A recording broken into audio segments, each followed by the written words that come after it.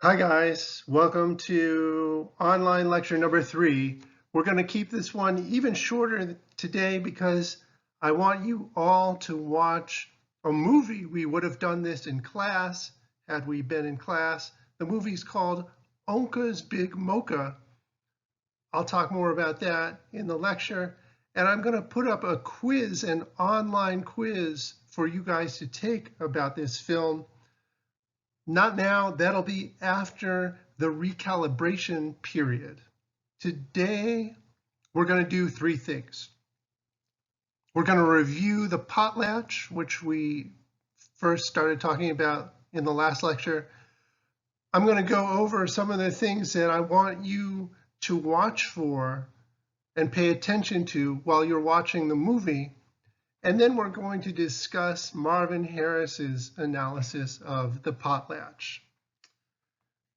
In the previous lecture, we began discussing the potlatch. The potlatch is a kind of competitive feast where the object is for a political leader to either give away or to destroy more wealth than his opponents. As a system of reciprocal exchange, the potlatch has elements of both balanced and negative reciprocity. It's an example of balanced reciprocity because, first, it is an institutionalized trading relationship. Also, because the sense of indebtedness in a potlatch is openly acknowledged. The people holding a potlatch know exactly how much they give away during the feast and also exactly how much they expect back in return during a future potlatch. The potlatch is also an example of negative reciprocity because each chief who holds a potlatch is trying to win a status competition ultimately by knocking out his rivals and giving away so much that they won't be able to reciprocate, give back as much in the future. And for the Kwakiutl, potlatch was also involved in the destruction of valuable property. If a chief burned down his house, his rivals would be compelled to do the same and burn their own houses down in the future. Otherwise, they would lose, and the chief who burned his house down would win. It's important to remember that the potlatch is not an example of generalized reciprocity, because in generalized reciprocity, there is a close social relationship between the people who are exchanging things. Whereas in potlatch, the social relationship is much more antagonistic, as you'll see watching the film. Also, in generalized reciprocity, the value of the gift is usually not calculated by the giver before that person gives the gift. And what is given back in return is also not predetermined. These points are not true for the potlatch. In a potlatch, we also find the same 3 obligations of the gift that were identified by Marcel Mauss: the obligation to give, the obligation to receive, and the obligation to reciprocate. In cultures that have potlatch-like economic systems, you must hold a potlatch if you are going to be a political leader. Otherwise, you will lose prestige, and with that, you will also lose all of your political power. If someone invites you to a potlatch, you must accept their invitation, and you must also accept all the gifts that are given to you by the host.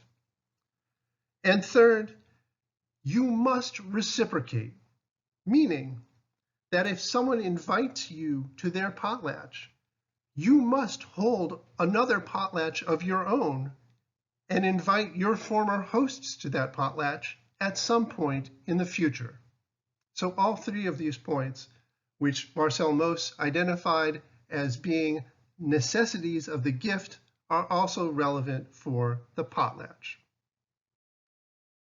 To show you an example of what a potlatch looks like and how one works, I want you all to watch the documentary film called Onka's Big Mocha. It's up on YouTube, and I've put the link to it up on Blackboard. The film takes place in the highlands of Papua New Guinea, which is not in Africa.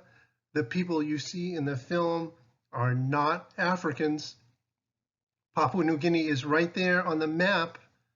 North of Australia, it's in a region of the world called Melanesia, not Africa. The film is about a ritual called mocha, which is an example of a kind of potlatch. In the mocha, political leaders give away valuables to their rivals. The most important object of exchange in the mocha is pigs. By giving away pigs during the mocha, men earn a good reputation. In other words, they gain prestige, and they then turn that prestige into positions of political leadership, as the man named Onka attempts to do in the film. In cultures that hold potlatches, giving away large amounts of wealth impresses people, and by impressing people, a person gains status, and they can then turn that status into political power. We talked about status as a category of social stratification a couple of weeks ago. What is the difference between status and class? Class refers to the wealth and the income of a person or a group of people. It refers to groups of people who have the same economic position in society and to the amount of economic power that people of specific classes have in a society where resources are unevenly distributed. Status, on the other hand, is a kind of social stratification based on non-economic qualities. These can include distinctions such as prestige, honor, or a lack of honor. Remember that status in society can be either achieved or ascribed. By being achieved, that means it's something that you've worked for, meaning that it is an achievement of your own. An ascribed status is something that you are either born into or that you have handed to you by someone else. Becoming a political leader by successfully holding a potlatch is obviously an example of an achieved status. But as the movie you will watch suggests, a man holding a mocha or a potlatch can fail to achieve the status of leader because a person who promises to hold either a mocha or a potlatch might not be able to pull it off. To be able to hold a potlatch, you must gather large amounts of valuables, and this takes a long time, and it's possible that you can fail to do this, right? You can try to gather the resources necessary to hold a potlatch, but you can't pull it off, and you can fail. As you'll see in the film, Onka comes close to not being able to pull it off. He almost fails, as you'll see. As you are watching the film, I want you to think about a few questions. Here are three that I'm going to throw out for you. You should think about more than these three, but these three are a good place to start. The first question is, what is the nature of political authority in the Papua New Guinea society where the mocha was held? What powers do political leaders have over their followers? What powers do they not have over their followers? The second question, a very specific question, how does Onca himself describe the obligations of reciprocity in the MoCA? What can possibly happen to his guest if his guest does not reciprocate in the future? And third, a question that the movie doesn't make explicit, but that something you should pay attention to. What role do women play during the MoCA? You'll see in the movie lots of men involved in political arguments and in political strategizing. What are the women doing in the meantime? And how important is what the women are doing for the system as a whole? Now, to many of you, the idea of holding a potlatch might seem kind of absurd. Why would anyone go to all this trouble to gather all these valuable goods in order to just give them away? Maybe it seems kind of irrational. However, the American anthropologist Marvin Harris, in his article on the Blackboard, argues that while the potlatch may seem irrational to us, he says that there is a solid logic to competitive feasting, and Harris gives us 3 reasons that attempt to explain why economic systems like the potlatch or like the MoCA exist. The first explanation that Harris gives for the potlatch is one that is clearly shown in the film, namely the nature of political authority that we find in societies that hold a potlatch.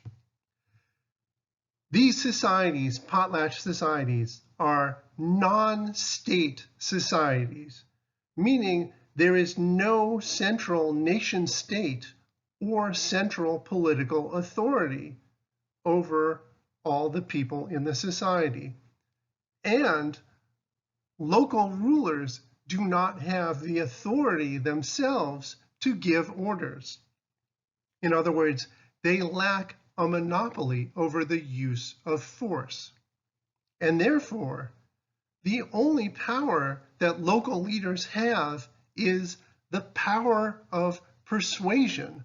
They have to be able to persuade people in order to get them to do what they want. We see this in the film. The narrator explicitly argues that Onca could not coerce his followers, he had to persuade them instead. Spoiler alert. In state societies, such as our own, where rulers do have a monopoly over the use of force, they do not have to give away their wealth in order to maintain power. Harris doesn't mention this in his article, but the Kwakiutl, the people who gave us the name potlatch, also happen to have a Hawaiian kinship system. Now, why might this be important for understanding the potlatch and how the potlatch relates to political authority in a society?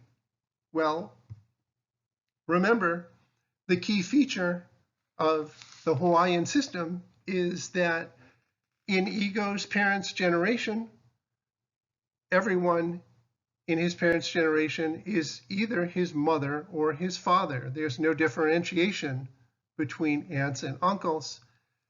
This gives Igo or anyone a great amount of flexibility to decide which family unit, which lineage or descent group he or she wants to be a member of be a part of.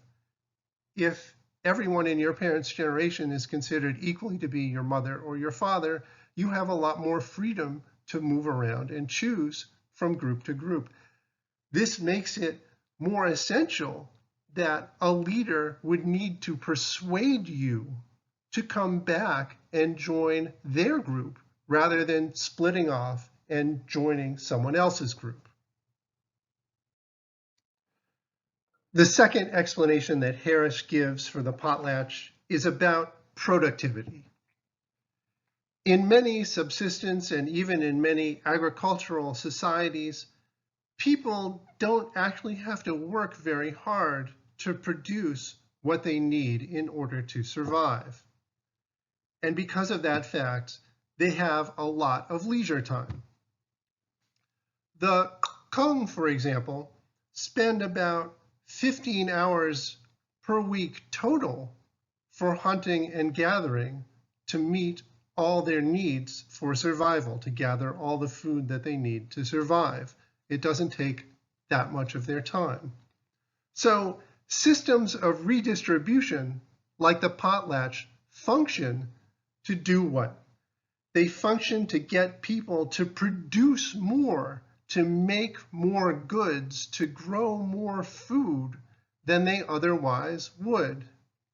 In other words, Harris argues, the potlatch, by creating a need for a vast surplus of goods, creates an incentive for people to produce a surplus that otherwise isn't there. Without the potlatch, people don't create more than they need. The third explanation that Harris gives for the potlatch relates to ecological factors. Harris argues that potlatches equalize annual or seasonal differences in productivity that are found between different microclimates or different ecosystems in different places. In any given year, for example, one area may have more rainfall and be able to produce better crops than another area. Potlatch, he argues, works to balance out natural fluctuations in productivity that occur from place to place and over time. One place might be better able to produce a surplus of food for environmental reasons in one year, and people in that place might choose to hold a potlatch for that reason. In other years, they may not be so lucky, but other places may have better environmental conditions for producing a surplus. Harris also gives us a new way of understanding the Christmas in the Kalahari article, where the Kung Bushmen ridiculed poor Richard Lee because he was being boastful about giving them a big, fat, juicy ox for their Christmas feast. Harris reinterprets this story using the logic of gift exchange in the following way. For the Kung, ridiculing Lee's gift of a very large meaty ox was a strategy by them to do what? To diminish any expectation that they would give a similar gift back to Lee in the future. Why would they do that? Because according to the logic of reciprocal gift exchange in pre-capitalist societies, and according to the three obligations of the gift, as pointed out by Marcel Mauss, if someone gives you a big fat meaty ox, you must reciprocate with an equivalent gift of equal or greater value at some point in the future.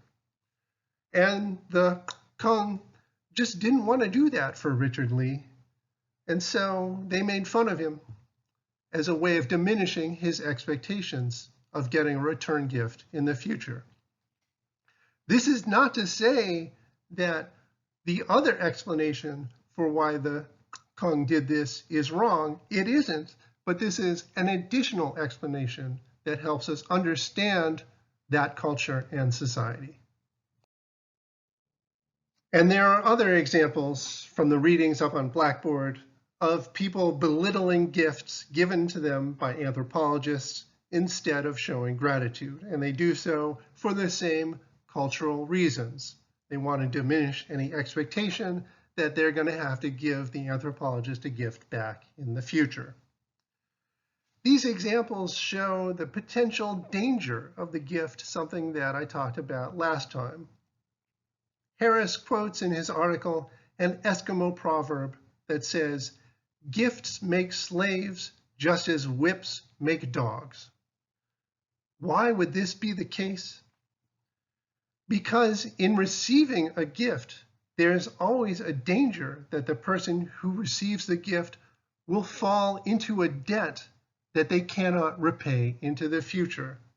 If you cannot give back an equivalent gift of equal or greater value in the future, then you are in that person's debt. And if you can never repay at all in any way to a gift that's been given to you, it's possible that you could be made into a slave of that person. So there's a danger of falling into debt, of incurring debts that you can't pay back. I'm going to stop there because we're going to watch a movie. We would be watching the movie in class. Had we had class, I want you to watch the movie, please. It's on YouTube. I'm sending you the link. Stay safe, stay sane. Hope everyone is doing well. See you after the recalibration period.